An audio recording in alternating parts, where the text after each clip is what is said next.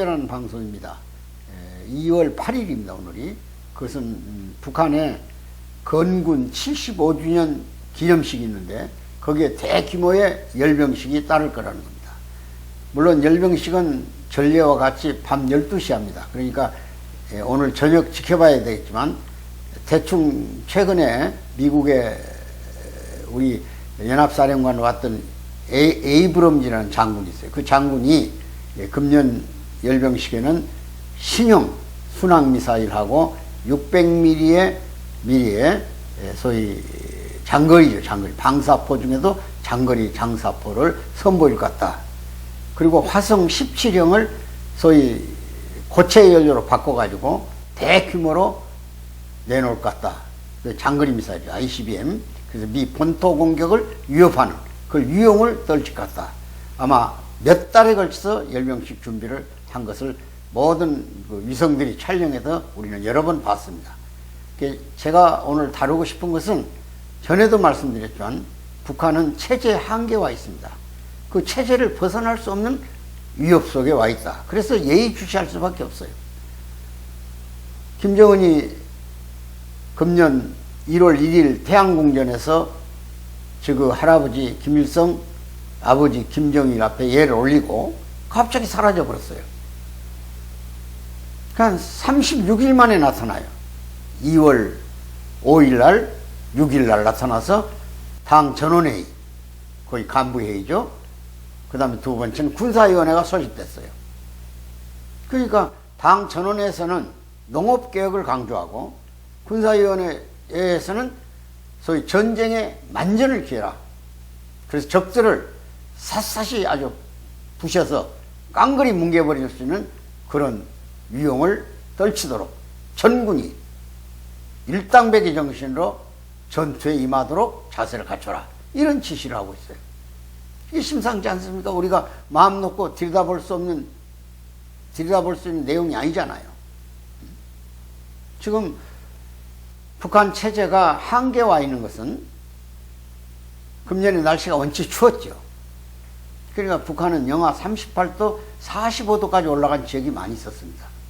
우리도 물론 30도 이상 넘는 지역이 금년 겨울에 나타났지만은 그보다가 3년 전부터 삼지연 시를 새로 건설하면서 또 평양시에 뭐 과학자거리니 풍성거리니 해가지고 아파트들이 많이 올라갔지 않습니까? 그러니까 인민들이 그 차등을 느끼기 시작했다 그런 얘기야. 왜 평양만 저렇게 화려하냐? 우린 더 초라해졌지 않냐? 공산주의는 평등이 무너지면 부서지는 겁니다. 그러니까 김정은이 나름대로 정책이 나왔던지 농촌 아파트, 농촌형 아파트를 많이 지었어요. 도심에. 저 시군 단위로. 그러고는 토대가 좋은 성분이 좋은 사람들이 분양을 시작했습니다. 그게 또 충성을 강조하는 거죠. 근데 그분들이 지금 엄청난 저항을 합니다. 왜? 엄청 춥다. 전기가 안 들어가는데 아파트가 무슨 의미가 있습니까? 계단을 올라갈 수가 있습니까? 엘리베이터가 올라갑니까? 뭐 2, 3층은 엘리베이터 없이 다니죠. 그렇지만 30층, 20층 뭐 어떻게 올라가겠어요? 화장실이 작동이 됩니까? 전기가 안 들어가니까. 난방이 안 돼요. 그러니까 어떤 사람은 곡괭이로 그 아파트를 바닥을 파가지고 거기다 아궁이를 만들었다는 거야. 심지어 북한의 주택들이 좀 태양광을 많이 쓰고 있어요. 그건 빈약한 거죠. 전기불 정도 켜는 거지. 그 난방까지는 안 돼요. 그러니까 지금 북한은 지금 저항이 대단한데 최근에 외신에 의하면 개성에서 또는 해주에서 하루 수십 명씩 아사자가 나온다는 거예요. 그게 북한을 상징하는 가장 풍요로운 지역입니다. 개성은 여러분들이 잘 알다시피 우리 공업단지가 거기 생겨가지고 임금 근로자가 수만 명씩 왔지 않습니까? 그래서 그들이 임금을 받아가고 또 우리가 간식으로 주는 초코파이 같은 것 때문에 개성시가 아주 풍요로워가지고 북한 사람들은 손님이 오면 개성에 가서 밥을 한 끼 얻어먹고 들어간다는 거 아니에요. 우리 금강산에서도 그런 일이 있었어요. 식당에 와서 먹고 남은 잔밥들 이거 다 북한 사람들이 몸에 근무하는 사람들이 멀리 퍼다가 아는 사람 주워가지고 서로 너나 먹고 그런 얘기를 제가 확인했는데 이 개성공단에서 마찬가지였어요. 초코파이가 개성 시내에서 엄청나게 팔렸잖아요. 근데 이 공단이 폐쇄되어 놓으니까 가장 가난해져 버린 모양이야, 아마. 또 먹었던 기준은 있고. 그래서 김정은이가 식량을 50% 가격으로 공급하다가 또 2주 만에 아사자가 더 나오니까 무상으로 지금 전쟁용으로 쓰던 비상식량을 공급해 줬다. 이게. 북한이 지금 지탱하고 있는 유일한 힘은 전부 해킹해가지고, 쉽게 말하면 너무 통장 뒤집어가지고 끌어다가 지금 쓰고 있는 거 아닙니까? 코인하고. 그게 1년에 한 우리 돈으로 2, 3조씩 가져간 모양이야. 이런 짓거리 해가지고 그것만이라도 옥수수라도 사다 인민들 주면 150만 톤 모자란 식량 공급이 될 텐데, 그걸 전부 미사일 개발하고 핵 개발하는 데 써버린다, 이게. 그러니까 인민들이 얼마나 원망이 많겠어요. 쇳덩어리 올라간다고 그러는 거야, 미사일 실험한 건. 지금 옛날에 북한 인민이 아닙니다. 지금 전부 정보가 공유되어 있잖아. 손전화, 우리 핸드폰이, 스마트폰이 600만 대가 있어, 북한에. 어떤 정보가 차단되겠습니까? 다 가지고 있는데. 두만강, 저 압록강 근변에 가면 중국 정보 다 들어오는데, 날마다 변하는 모습 가지고 신물품 들어오고, 우리 음반, 우리의 드라마, 우리 영화 다 들어가고, 문화적으로는 이미 통일되어 있는 남북간이. 그러니까 북한은 자기들이 내놓은 핵보다 더 무서운 것이 우리 확성기입니다, 확성기. 그 전선에 깔아놓은 확성기로 방송을 하면, 또 그 다음에 우리의 풍선, 거기다 라디오 집어넣고, 또 의약품 집어넣고, 달러 집어넣으면 북한은 붕괴가 쉬워져요. 지금 지난 정부에서 그걸 다 근절시켜 놔가지고, 지금 북한을 지금 저렇게 지탱하도록 만들어 놓은 결과에 대한 생각을 바꿔야 할 때가 됐어요. 다행히 지금 보수 정권이 들어와가지고 이제 한미 연합훈련도 강화시키고, 실제로 얼마 전에도 오스틴 국방장관이 와서 핵 확장에 대한 억제 전략에 대한 구체적 논의를 했잖아요. 그리고 그 다음 날 소위 무서운 미국의 전략 자산들이 서해 바다에서 실제 평양 공격에 대한 연습을 했잖아요. 그리고 또 우리나라도 이번에 놀라운 소식은 현무, 5 개발해서, 우리가 개발한 현무가 약 9톤짜리입니다. 9톤. 우리 재래식 미사일이 9톤을 싣고 300km 날아가서 평양 시내 도시를 완전히 지진지대로 만들어버린다 그래요. 9톤이면. 여러분, 저 히로시마 나가사키에 15톤짜리 TNT 화력이 떨어져가지고 히로시마 시내에서 13만 명, 나가사키에서 6만 5천 명이 현장에 죽었지 않습니까? 그와 버금가는 약 9톤에서 10톤이 넘어가는 현무탄을 우리가 개발해서 이제 6월 달에 완전 실전 배치할 만큼 실험에 성공을 했다는 거 아니에요. 그 어리석은 짓이잖아요. 근데 북한의 핵무기에 대한 대항 전략을 우리가 미국의 전술핵이나 미국의 확장 억제에만 의존할 수 없잖아요. 그러니까 자꾸 미국과 긴밀하게 연결해가지고 우리가 핵도 생산할 의지가 있다, 이렇게 강요함으로써 미국이 핵 생산을 억제시키기 위해서도 우리나라의 핵 확장 억제를 시킬 수가 있는 거죠. 대통령의 발언은 지극히 정당한 거예요. 우리 국민의 78%가 핵 생산을 해야 된다는 거 아니야. 그건 뭘 말하는 거예요? 그만큼 북한 핵이 위협하다고 말해요.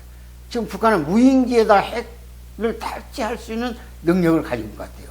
이번에 아마 무인기 부대를 선보일 것 같기도 합니다. 근데 얼마나 어리석은 나라냐면, 국방비라는 건 어떤 나라든지 그 나라 GNP에서 5%를 안 넘어갑니다. 미국이 3.5%, 우리가 3%, 대한민국이. 북한은 20%를 써요. 20% GNP에. 일본도 2027년에 2%까지 올리겠다고 했잖아요. 다 1, 2% 쓰는 거예요, 국방비란 건. 그래야 그 복지에 쓸 예산이 있죠. 근데 북한은 20%를 거기다 써버리니까 인민들 혜택이 되겠냐고요. 굶어 죽죠.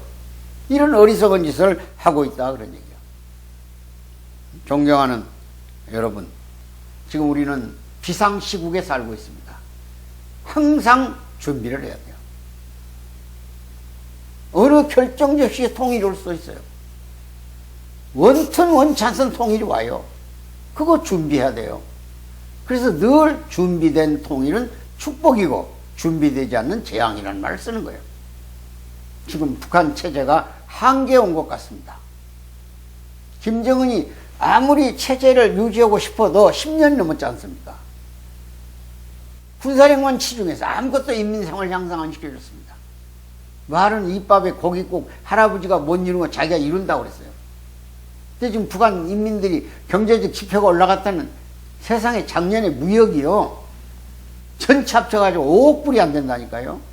과거 한동안 평균 30억 불에다가 100억 불까지 올라간 시대가 있었는데 김정은 들어와가지고 계속 떨어져가지고 지금 5억 불에 거래를 하고 있어요. 장마당마저 그나마도 안 있었더라. 북한은 아사 폭동이 일어난 거예요. 폭동이 일어나면 전쟁으로 옵니다. 체제가 불안하면 전쟁을 일으켜요. 체제를 수습하기 위해서. 체제 때문에 핵을 만들잖아요, 저 사람들이. 꼭 미국하고 전쟁을 이길 수 있다는 그런 개념보다는 그걸 통해서 북한 인민들에게 사기를 주고 우리가 미국 같은 거대한 나라도 우리의 핵으로 공격해서 대등하거나 이길 수 있다, 이런 쓸데없는 장난을 치고 있는 거예요. 이게 김정은의 어리석은 정책입니다. 저는 지금 김정은의 말로가 눈앞에 환히 보입니다. 우리가 그런 위협으로부터 벗어나기 위해서는 우리가 완벽한 준비 체계를 갖춰야 되고, 여러분들이 오늘 북한에 나타난 열병식에도 예의주시를 해서 그들이 지향하는 목표가 어디 있고, 지금도 북한은 변하지 않았습니다. 노동당 규약 전문에 전체 조선이라는 표현을 삭제하지 않았어요. 전체 조선을 혁명한다, 해방한다. 노동당 밑에 북한 정부가 있는 겁니다, 정권이. 노동당 규약이 헌법 위에 있어요. 그러니까 노동당 규약 전문에 남조선의 해방입니다. 남조선의 혁명입니다. 간첩 내리보낸 거 보세요. 간첩 지하조직 계속 연결해서 간첩 자금 내리보내고 있잖아요. 지금 우리 거대한 조직에 간첩이 침투했습니다. 이번에 제주, 창원, 전북, 전주, 지난번에 청주, 이런 자생적 간첩, 소위 그람시가 얘기했던 진지를 구축해서 그걸 확대했는데, 우리나라 120만 조직을 갖고 있는 민노총의 고급 간부들을 접선했잖아요. 그래서 고급 간부들 4명이 캄보디아에 가서, 베트남에 가서 북한 이광진, 김성인가요? 접선해가지고, 이광진은 참 차관급입니다, 북한에서. 아주 거물 북한의 조직 요원이에요. 남북문화교류국이라고 해서 당 안에, 노동당 안에 있어요. 그 산하의 정식 조직 기관입니다. 그 사람이 간첩의 수괴가 돼가 지금 15년 가까이 남쪽 사람을 접촉하고 있는 조직이 지금 지하에 깔려 있어요. 만일 유사시에는 그들이 우리나라의 중요 시설을 파괴하거나 사람을 동원해가지고, 인민을 동원해가지고, 국민을 동원해가지고 미군 철수, 한미 방위조약 해체, 여러 가지 구호를 내걸 겁니다. 이런 정말 시대적 위기를 망각하지 말고 꼭 북한에 대한 새로운 해석을 해주기를 거듭 당부드리면서 오늘 방송 마무리했습니다. 대단히 감사합니다.